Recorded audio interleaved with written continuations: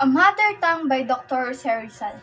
If truly a people dearly love, the tongue to them by heaven sent, they're surely here for liberty, like a bird above in permanent.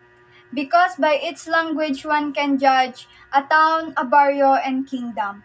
And like any other created thing, every human being loves his freedom. One who does not love his native tongue, it worse than profit fish and bees, and like a truly precious thing, it therefore deserved to be cherished. The Tagalog language akin to, Latin, to English is Spanish angelical tongue. For God who knows how to look after us, this language He bestowed us upon. As other our language is the same, with alphabetical and letters of its own. It was lost because a storm did destroy on the lake the Bangka 1 year in Bacon. Our mother tongue, a reflection of Rizal poems, thoughts and interpretation. Rizal, our mother tongue, is the powerful testament to the importance of language as the cornerstone of national identity.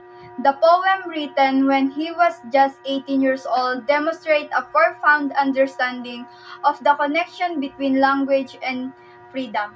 The imaginary of a bird yearning for liberty in the firmament beautifully escalates the spirit of people longing for liberation.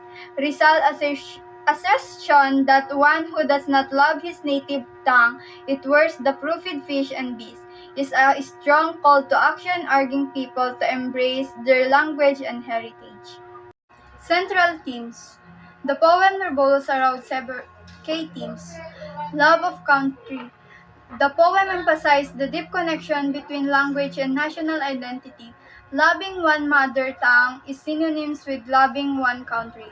Patriotism, the yearning for liberty, like to the bird in flight, speak to the desire for national independence and self-determination.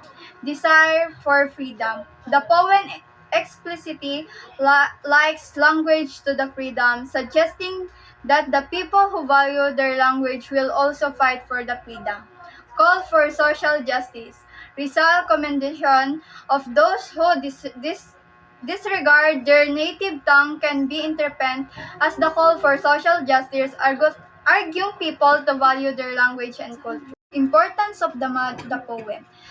Our mother tongue holds deep significance for both me and the Filipino people. It serves as the powerful reminder for our rich cultural heritage and the importance of preserving our language. The poems inspire us to take pride in our language, and to us is the tool of building a strong and more unfilled nation. It reminds us the language is not just a means of communication but a powerful symbol of identity and the vital tool of achieving social justice and national liberation. Sa akin, ang ating wika ay isang mahalagang bahagi ng ating pagkatao. Ito ang ugnayan sa akin, sa ating mga ninuno at sa aking mga kapwang Pilipino. Ang tula ni Rizal ay nagpapatunay na ang wika ay hindi lamang isang paraan ng pakikipag-usap, kundi isang simbolo ng ating pagkakaisa at isang mahalagang sandata sa ating pakikibaka para sa kalayaan at katarungan.